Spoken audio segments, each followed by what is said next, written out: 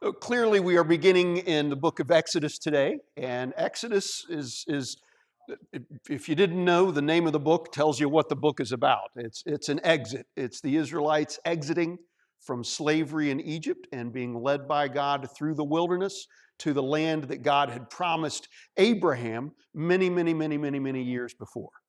And that's so the whole series as we're working through Exodus here is going to be about breaking free and living free. And today we're talking specifically about compassion for the enslaved, because the first thing that we see in the book of Exodus is how and why the Israelites, the Hebrews, became enslaved in Egypt to begin with. Now, we know why they were there. They went down there during the famine. Joseph was second in command. God had used his brother's sin to put him in a position of power and influence in Egypt. And when the famine came, Joseph was able to save many people in Egypt throughout the entire region, including his own family, by the help and guidance and direction of God. After a while, though, the Israelites were enslaved by the Egyptians, rather than they were first received with honor, given land in Goshen, which was some of the richest land in the nation of Egypt. But as time passed, they were less and less honored until they became actually enslaved. And that's what we're going to look at, that process and some of the implications of that process here today. But before that, I want to just take a moment as we're talking about slavery here and acknowledge some realities when it comes to slavery. None of us know what it's like to be a slave, like the Egyptians enslaved the Israelites. Just like we don't know what it was like to be an African or African-American slave here in the United States in the early part of this country. That's out of our experience. It's beyond our experience. There's no one alive in the United States today that was ever enslaved in the United States as part of the race-based slavery of the early part of our country. There are lots of other ways people can be enslaved, and we are going to be talking about those as well. But I think it's important to acknowledge, as we're talking about different ways to be enslaved, that this story is about people who were literally bodily enslaved. They were owned and controlled and dominated by other human beings. They were told to kill their own male children to slow their population growth.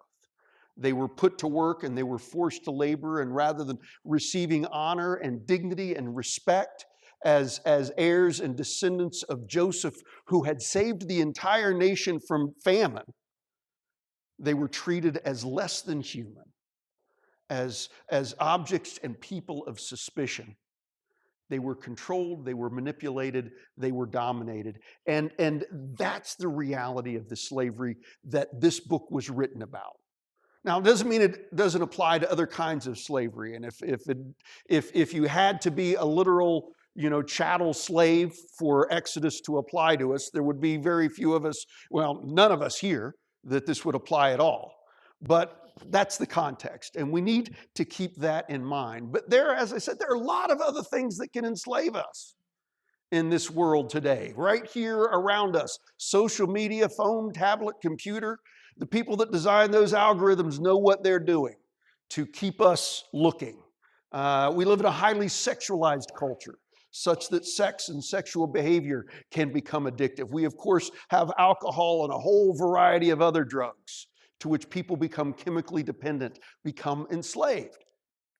It doesn't take, you don't have to know an active addict very long to understand what that kind of slavery is about, because the only thing that matters is getting their next fix, their next high, their next drunk, whatever it is. And they can't just through willpower walk away from it any more than a Hebrew in the land of Egypt at this time could just through willpower get up and walk away from being a slave.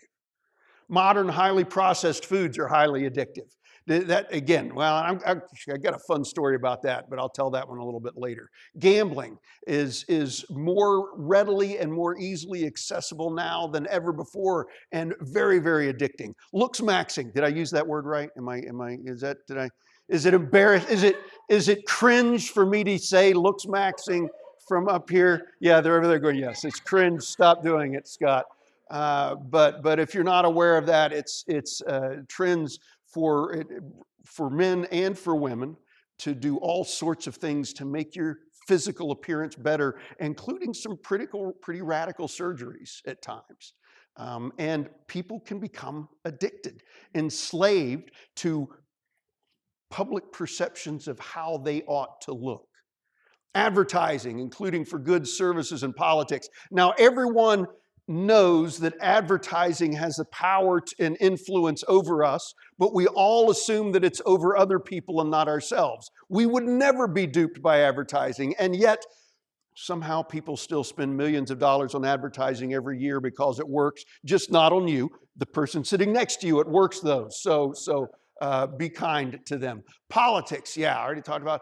Ideological echo chambers can become addictive, and social media is a lot about that, where we listen to people who agree with us and reaffirm our existing beliefs, and to the point where it is difficult, if not impossible, to listen to different or opposing viewpoints without getting anxious and distressed and upset and angry. Lifestyle, envy, greed, ambition, all can enslave us when we feel like we have to have this kind of house or this kind of car or this kind of job or wear these kind of clothes or go to that kind of school and have this kind of respect for how we live and how we dress and how we act. All of these kinds of things enslave us. Debt enslaves us. Debt is one of the biggest tools of enslavement in the world today. It enslaves everything from individuals to families to communities to entire nations in some parts of the world. Slaves to debt. Control.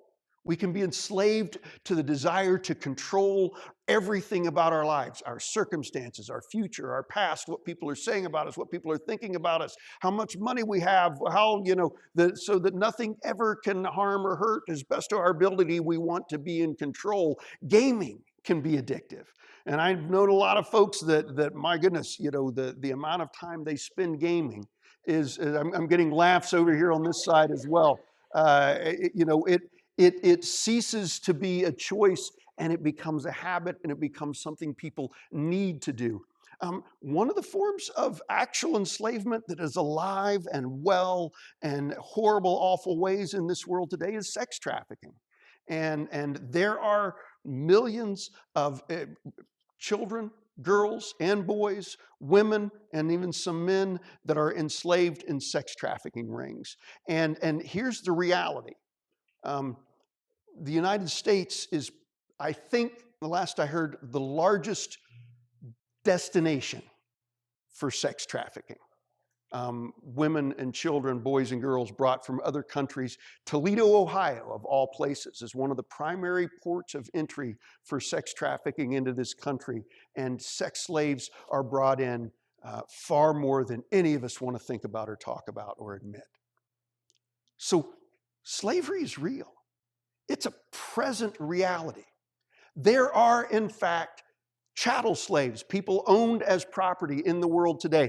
I know it's difficult to get definitive numbers on this because people don't like to shout about it. And even countries that do it don't like to shout about it. But the most recent number I heard was that 26 million people worldwide currently enslaved for labor or for sex trafficking. And it happens in countries like Qatar, where desperately poor folks from Africa or Southeast Asia are promised jobs, and they arrive in the country, and their employer takes their passports, and they're never allowed to leave. They're just kept there to work for the rest of their lives, and everybody knows it around there. You can see them lined up in different places. And everybody knows who they are, and everybody knows that they're slaves. And that's today, 21st century, 2026, the world we live in. Slavery is real. Slavery is real. One of the things that we're all enslaved to one degree or another, is sin. And by the way, sin covers all of this other stuff too. Not that every single thing on this list is in and of itself sinful, But to the point we become enslaved to them, it becomes sinful because now God is not our master. This other thing is our master. They have control of our lives. Or some people put themselves in the place of master and take control of someone else's life. Slavery to sin is real. If we could get out of sin, I heard this statement years and years ago as a preacher that I heard whose name always escapes me when I want to say it, and I just lost it again. I can see him in my head. I got the picture right there. He's a great speaker, preacher. He was a college professor, and it was back in the days of the Bill Clinton, Monica Lewinsky scandal. And one of the things that came out of that was some talk about sexual addiction and Bill Clinton must be a sex addict and those kinds of things, and some people were using it as a whip to beat him with, and other people were using it as an excuse to minimize what he'd done. But this preacher said, "Yeah, sex is addictive." He said, "All sin is addictive. If you don't believe me, try stopping. Try stopping sinning. See how that goes for you." We can't. It's part of our lives as broken human beings in a broken and fallen world. It's why Jesus died. Every single one of us was born into that kind of bondage. And it's such a deep level bondage that there are things that we are absolutely convinced that are 100% okay, that God says, that's sin. And it's not what I want you to be doing. And there are things that we are convinced absolutely that are sin that God says, you know what, I don't have a problem with that. And we can see some of the sins, but some of them we're just culturally blind to, because we've been raised in a culture that accepts. It's like slavery in the Old South. There were people that got up on Sunday morning and went to church and shared communion and listened to the word and read their Bible and went home and beat their slaves, just owning the slaves. And they thought it was okay because the culture that they grew up in said it was okay, when it's not okay. It's not okay. We are all slaves to sin. And that's why Jesus came. And that's why the story of the exodus of the Israelites, from their slavery in Egypt to their arrival in the promised land, is such a powerful and important story for us to really chew on and digest and internalize. Because it's all about the lengths that God will go to set his people free. And how hard it is for people, even people who desperately want to be free, to really break free and, in a real way, live free from the things that enslave them. And so we're going to see that challenge as we go throughout this book. And today, though, I want to talk about this, about the Exodus is a foundational story of God's people enslaved and God's response to his people's enslavement. And that's the thing we're going to start with today, is kind of God's response to his people's enslavement. And there's some just things I want to point out. And the biggest one is this: Israel was never blamed for their enslavement. Not to the Egyptians. There's some other things at other times that happen where the Bible makes it clear you're experiencing bad things because you did bad things. But Israel spent, and it's difficult, different timelines and different portions in the Bible suggest different amount of times. There's some places in the Bible that says their enslavement was 400 years. There are other generations where it's listed of so-and-so was son of so-and-so was son of so-and-so, which makes it look like it was less than 400 years. But we don't know for sure how long it was, but it was a long time. It was multiple generations that Israel was held in bondage, owned by other human beings, forced to work by other human beings, held in captivity by other human beings, kept from leaving by other human beings, murdered and beaten by other human beings. And Israel was never blamed for that. There is no point at which God says to his people, this is your fault that you're in this situation, and you need to fix yourselves to get out of it. It doesn't happen. It doesn't happen. So how did the slavery happen? If it wasn't that they screwed up and got themselves enslaved, that they ticked the Egyptians off, or they did this, that, or the other that justified what the Egyptians did, if it wasn't that, how did it happen? How did they come to be enslaved? We'll just look through the verses here again. And we're told right here in Genesis chapter 1, or Exodus chapter 1. A new king who did not know about Joseph came to power in Egypt. One of the things, part of the process by which they became enslaved, is that the people in power forgot their own history. Honor was huge in that kingdom and in that part of the world. Honor and shame were very important. And Joseph was honored by the Pharaoh for what he did. Joseph was elevated to the position of second in command in the entire kingdom. A foreigner brought in, made second in command in the entire kingdom of Egypt, the largest and grandest civilization in the known world at the time. And his family was honored because of him. So Joseph has done so much for us. We're going to receive his entire family. We're going to give him some of the best real estate in the country. We're going to make sure they have everything they need. They lack for nothing. They've got plenty of food all through this famine. They've got everything they need because we owe a debt of gratitude. We owe them honor for what Joseph has done for us, for what God did for us through Joseph. For Joseph's presence, Joseph's leadership, Joseph's willingness to risk, Joseph's discernment, Joseph's faithfulness. But then they forgot that. They didn't know their own history. And so they began to despise the very people that they should have honored. You know, they didn't have the Bible, so the Bible wasn't written yet. But if they'd had the Bible, they would have known the promise that God made to Abraham, Isaac, and Jacob, that through you all nations of the world will be blessed. The Egyptians would have known, just having them among us, God is going to bless us. Here's an interesting historical tidbit, a very odd dichotomy.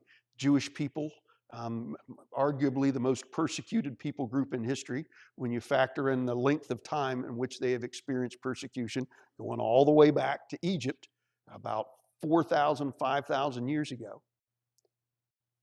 It's a long way back. But here's another interesting historical tidbit. Every nation in history documented that has welcomed and received Jewish people has prospered during the time that Jewish people were welcomed and received in their nation. It's not because the Jewish people are magical. It's because God keeps his promises. All nations of the world will be blessed, but they forgot. Well, they didn't know about that part. And they've forgotten about the blessing that they had received from these people. So the Pharaoh says, he said to his people, look, the Israelite people are more numerous and powerful than we are. Let's deal with them shrewdly. We're going to come back to this shrewdly in a second. Otherwise, they will multiply further. When war breaks out, they will join our enemies, fight against us, and leave the country. So they forgot their history. There was a whole group of people they should have honored and respected and been grateful for. But instead, because they forgot their history, they feared them. They looked at them with suspicion and fear. They'll betray us. They'll turn against us. There's too many of them. What will we do? You can't trust them. Why? We don't know. We're never given a reason why they couldn't trust them, except that they forgot their history. If they'd remember their history, they would have known that these folks would bless them if they just let them be and welcomed them and received them. But they didn't. And so instead of treating them with honor and respect, they responded to them with fear and suspicion. And in that fear and suspicion, the Pharaoh said, let's deal shrewdly with them. The word shrewdly is an interesting word. It has to do with it has to do with dealing with people wisely, dealing with people skillfully, but in a negative way. I've been seeing on one of my feeds on social media scammers that this group of people out there that fight back against telephone scammers that call people up and rip them off or do these phishing scams, that sort of thing. And those folks know what they're doing. They really know what they're doing. They're very good at what they do. They know what to say to keep people on the phone. They know what buttons to press to make them turn over certain kinds of information. They know what they're doing. They deal shrewdly with the people that they're scamming. And that's what the Egyptians did. We got to deal wisely. We've got to deal skillfully with these people so that we can control them and don't let them betray us. Even though they'd never given any evidence of betraying the Egyptian people. That's how they became enslaved. Because the Egyptians forgot their history. They looked at these ethnically different people with suspicion and fear rather than gratitude and respect. And so they decided to shrewdly maneuver them and manipulate them into positions of slavery. And that's exactly what they did. The king dealt with them shrewdly. I'm going to talk about shrewd here again because this shrewd business is important when it becomes to modern day other types of enslavement as well. It's one of those, there's in some respects this story is horrifying, but I also find it absolutely fascinating. So if I smile a lot, forgive me. I just find it fascinating. Partly because it has to do with rats, and I think rats are cool. Rats are kind of, most folks consider rats vermin. I know some people have rats as pets, but for most people in the world, rats are vermin, and kind of considered dirty and disgusting.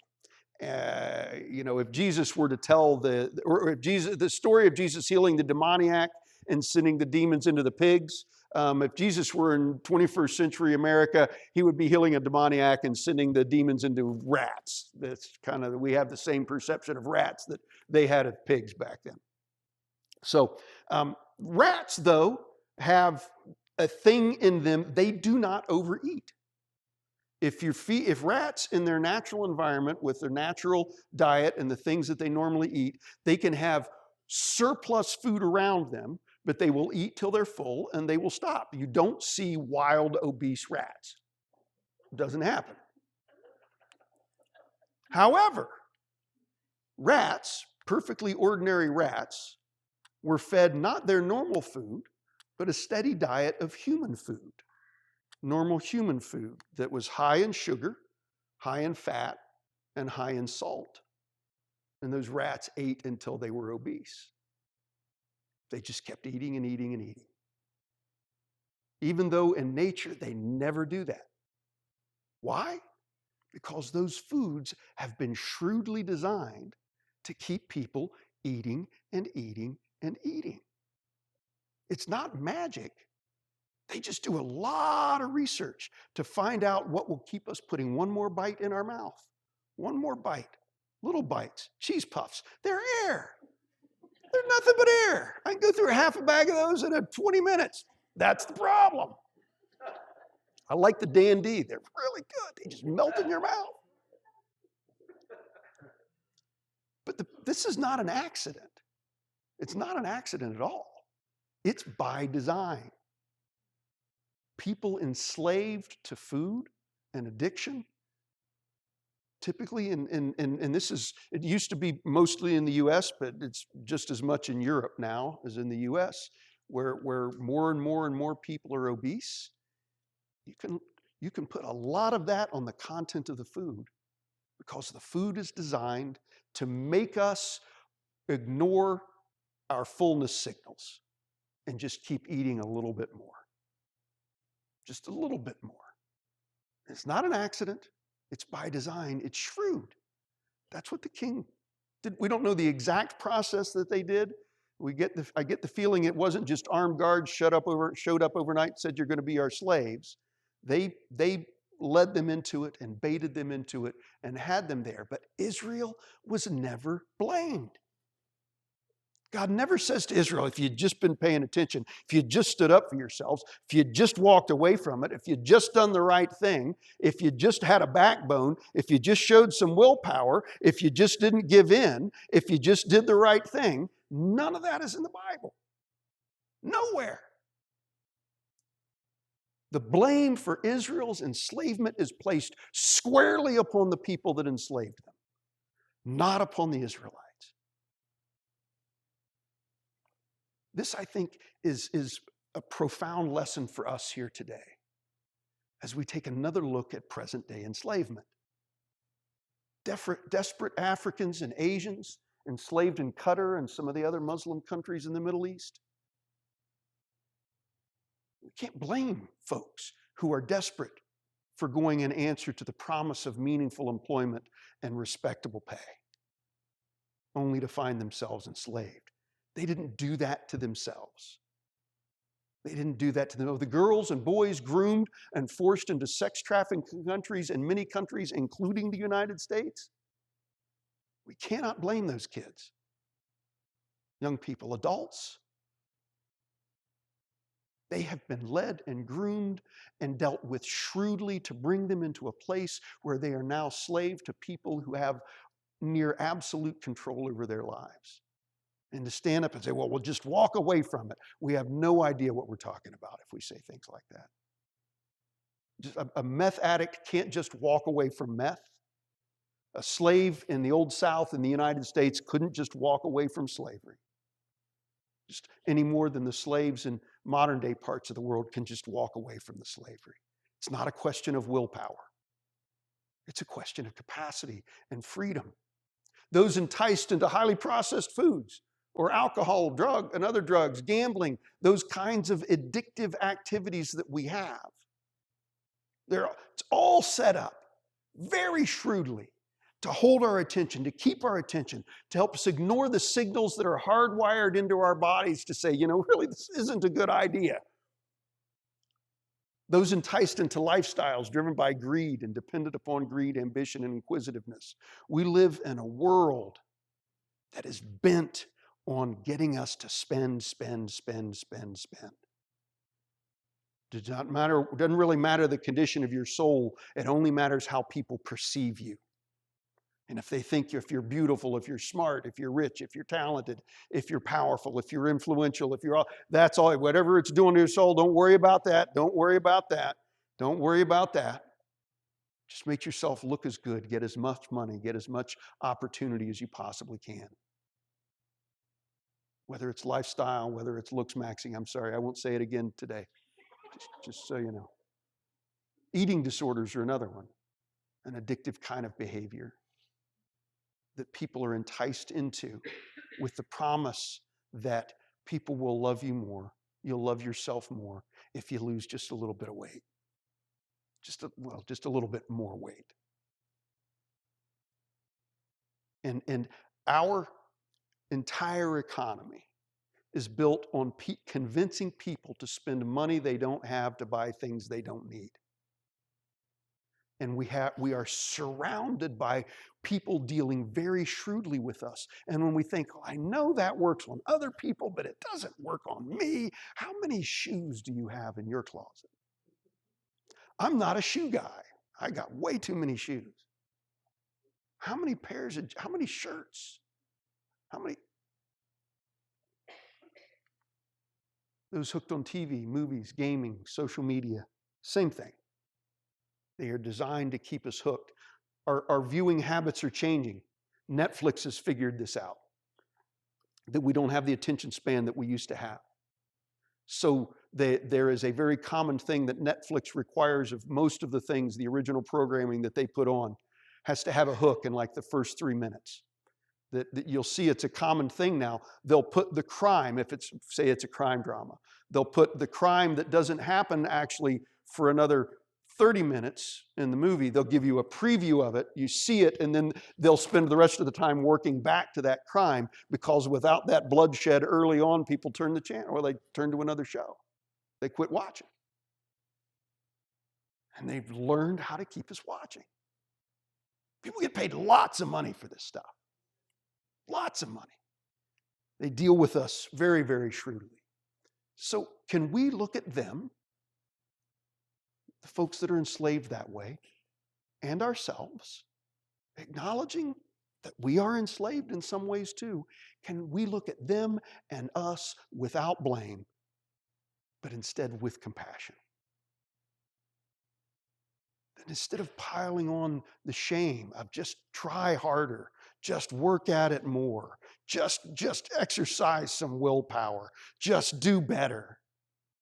You know, just pull yourself up. Just get yourself out. You made your bed, now you got to lie. Instead of that, can we look at ourselves and others with compassion? Realizing that there are very powerful forces in this world that are bent on enslaving us. And they are shrewd, and they are powerful. They know what they're doing. They know what buttons to press.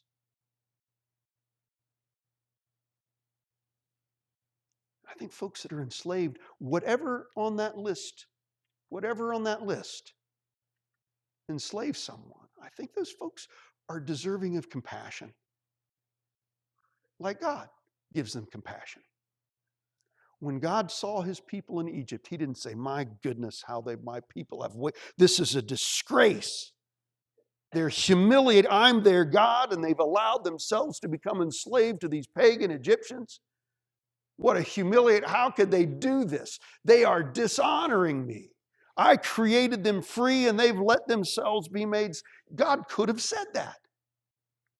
God could have said, you bunch of weaklings, let yourselves get overrun like that. No, I'm done with you. I'll find someone else to be my people. But that's not what God did. The Lord said, I have indeed seen the misery of my people in Egypt. I've heard them crying out because of their slave drivers, and I am concerned about their suffering. So I have come down to rescue them from the hand of the Egyptians, to bring them up out of that land into a good and spacious land, a land flowing with milk and honey. You'll notice I left the list of nations out of the part I was reading. It's entirely by accident.